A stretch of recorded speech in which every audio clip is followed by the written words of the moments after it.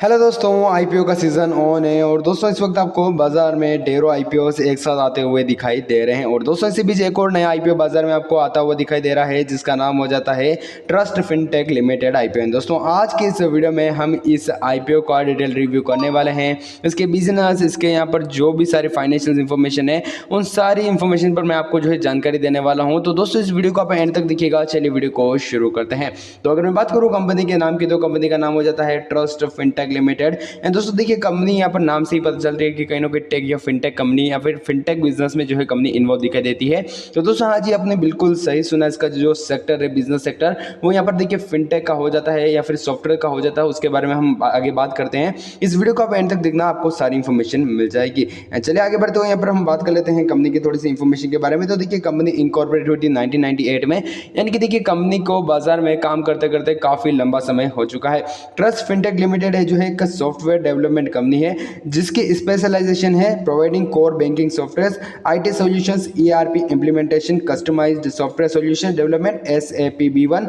और दोस्तों इसके साथ साथ आईटी सर्विसेज ये जो है प्रोवाइड करती है। देखिए आगे बढ़ते हुए अगर मैं बात करूं यहाँ पर देखिए कंपनी के कुछ प्रोडक्ट पोर्टफोलियोज वगैरह की, तो देखिए कंपनी के पास 10 से ज़्यादा बैंकिंग प्रोडक्ट्स जो है आपको देखने को मिल जाते हैं एज अ सॉफ्टवेयर, जहाँ पर देखिए आपको जो है commercial, cooperative banks and financial institutions के लिए जो सॉफ्टवेयर वो देखने को मिलते हैं। उसके साथ साथ देखिए आपको GST compliance, financial accounting, billing वगैरह के लिए भी सॉफ्टवेयर काफ़ी सारे देखने को मिल जाते हैं। चलिए आगे बढ़ते हुए अगर मैं बात करूं यहाँ पर कंपनी के थोड़े से पोर्टफोलियो की या फिर जो बिजनेस पोर्टफोलियो है उसकी, तो देखिए कंपनी के पास बैंकिंग सॉफ्टवेयर देखने को मिलते हैं, एसएस देखने को मिलता है यानी कि सॉफ्टवेयर एज अ सर्विस। और इन दोनों सेगमेंट में काफ़ी सारी कंपनीज ऑलरेडी काम कर रही है। लेकिन देखिए ये जो सेक्टर है वो काफ़ी ज़्यादा डिमांडिंग सेक्टर है, फ्यूचर भी इसका काफ़ी ज़्यादा भी ब्राइट है।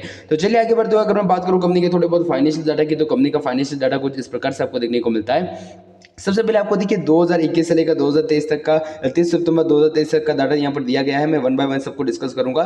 एसेट्स की सबसे पहले मैं बात करूं तो देखिए आपको 1590 लाख यानी कि देखिए 15 करोड़ 90 लाख के आपको 2021 में एसेट्स देखने को मिलते थे, जो कि इस वक्त 39 करोड़ के हो चुके हैं। दोस्तों अगर मैं बात करूँ कंपनी के रेवेन्यू की, तो आपको देखिए 24 करोड़ का यहाँ पर आपको 2021 में रेवेन्यू देखने को मिलता था, जो कि यार 2023 में आता आता 22 करोड़ हुआ है, यानी कि देखिए रेवेन्यू इसका कम हुआ है। और 30 सितंबर 2023 तक कंपनी ने 18 करोड़ का रेवेन्यू किया, लेकिन अगर हम इसे जो है एस्टिमेटेड निकाले तो यार लगभग 30 करोड़ का कंपनी रेवेन्यू इस साल करने वाली है, जो कि यार देखिए काफ़ी कम ग्रोथ दिखाता है। यानी कि देखिए कंपनी का रेवेन्यू जो है कंसिस्टेंटली में यहाँ पर देखिए जो डाउनग्रेड हो रहा है या फिर आपके लीजिए कि इतना अच्छा ग्रोथ नहीं दिखा रहा है। अगर मैं बात करूँ कंपनी के PAT यानी प्रॉफिट आफ्टर टैक्स की, तो देखिए यहाँ पर आपको 2 करोड़ 19 लाख का प्रॉफिट देखने को मिलता था 2021 में।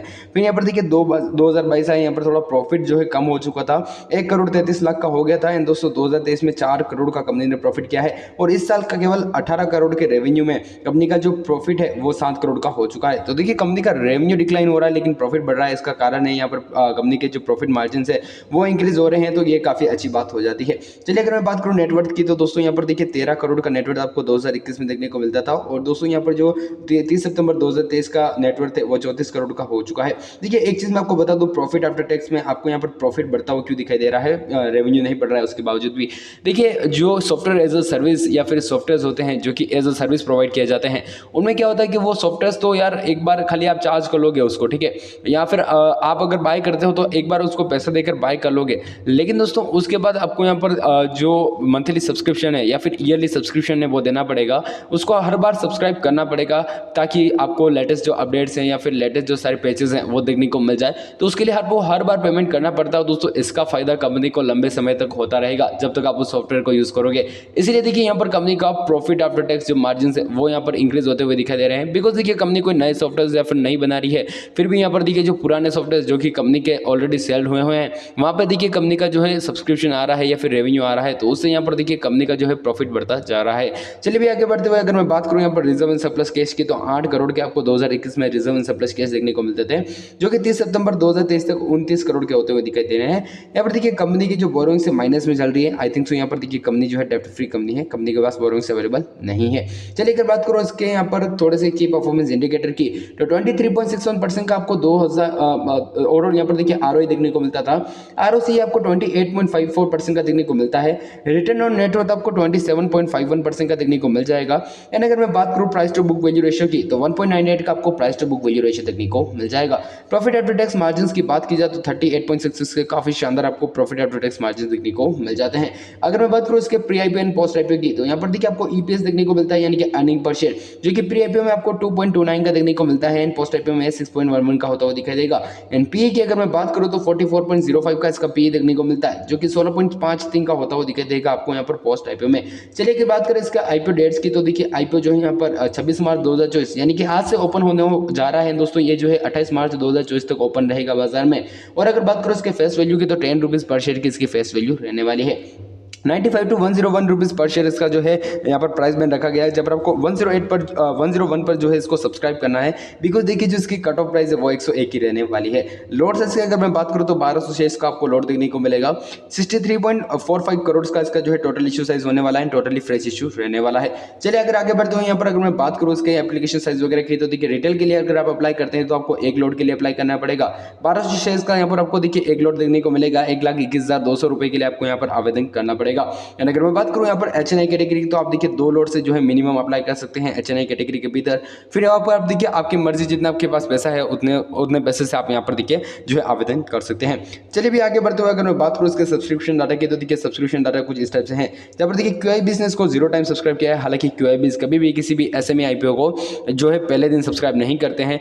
क्यूआई बीज जो है अंतिम दिन अपनी रुचि दिखाते हैं, ताकि देखिए अच्छे से जो ग्रे मार्केट प्रीमियम है वो इंक्रीज हो जाए। एनआईएस की अगर मैं बात करूँ तो 1.03 टाइम इसको जो है सब्सक्राइब कर चुके हैं। रिटेलर्स ने इसको 2.64 टाइम सब्सक्राइब कर लिया है, जो कि काफ़ी अच्छा सब्सक्रिप्शन नंबर है।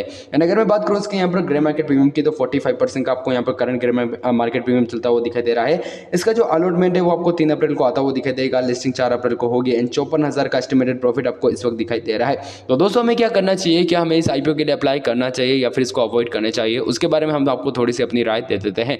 तो देखिए बेसिकली देखा जाए तो जो कंपनी का सेक्टर है वो यहाँ पर देखिए एवरग्रीन सेक्टर है। एट द टाइम को देखे तो अगर हम फ्यूचर को देखें तो काफ़ी लंबा सेक्टर ये रहने वाला है। लेकिन दोस्तों यहाँ पर इस सेक्टर में ऐसा नहीं है कि कंपटीशन बिल्कुल भी नहीं है। इस सेक्टर में जो है कंपटीशन आपको भर के देखने को मिल जाता है। काफ़ी सारी आपको कंपनीज देखने को मिल जाती हैं। और रिसेंटली हमने ये देखा है कि जो सॉफ्टवेयर रिलेटेड कंपनीज है वो काफ़ी सारा लिस्टिंग यहाँ पर आपको दिखाते हुए नजर आ रही है इन द मार्केट। तो देखिए हमें क्या इसके लिए अप्लाई करना चाहिए या फिर अवॉइड करना चाहिए। देखिए लॉन्ग टर्म के हिसाब से मैं कभी भी आपको एनएससी आईपीओ या फिर एनएससी शेयर्स जो है वो आप मतलब जो अपने होते हैं एसएमई शेयर्स, उनको कभी सजेस्ट नहीं करता हूं, क्योंकि देखिए एसएमईज में जो है काफ़ी ज़्यादा रिस्क रहता है। एंड दोस्तों अगर इस आईपीओ के लिस्टिंग डे के लिए मैं अप्लाई की बात करूँ कि हमें लिस्टिंग के लिए हमें अप्लाई करना चाहिए या फिर अवॉइड करना चाहिए, तो देखिए अभी इसका जो प्रीमियम है वो थोड़ा सा हमारे एक्सपेक्टेशन से कम है। तो यार उसके लिए हम कहेंगे इसको एक बार थोड़ा सा होल्ड करना चाहिए और अंतिम दिन हमें यहाँ पर इसके लिए सब्सक्राइब करना चाहिए। बिकॉज देखिए अभी कंपनी का जो यहाँ पर आप देख सकते हो प्रीमियम वो 45% का चलता हुआ दिखाई दे रहा है। अकॉर्डिंग टू देखिए हमारे रूल्स जो हैं उसके अकॉर्डिंग हमें यहाँ पर देखिए 50% का जो एसएमई आईपीओ है उसमें प्रीमियम देखकर अप्लाई करना चाहिए। तो मैं कहूँगा आप एक दो दिन और रुक जाएं, अंतिम दिन का वेट करें। अंतिम दिन में आपको कितना सब्सक्रिप्शन देखने को मिलता है उसके हिसाब से हम यहाँ पर अप्लाई करने का मूड बनाएंगे। तो दोस्तों आशा करता हूँ आपको हमारा वीडियो पसंद आया होगा। एंड दोस्तों अगर आपको हमारा वीडियो पसंद आए तो इस वीडियो को लाइक करके रिटेल ट्रेडर की बात को सब्सक्राइब कर लो, ताकि आने वाले वीडियोज आप तक मैं पहुँचा पाऊँ। चलिए मिलते हैं ऐसे नए वीडियो में, बाय बाय।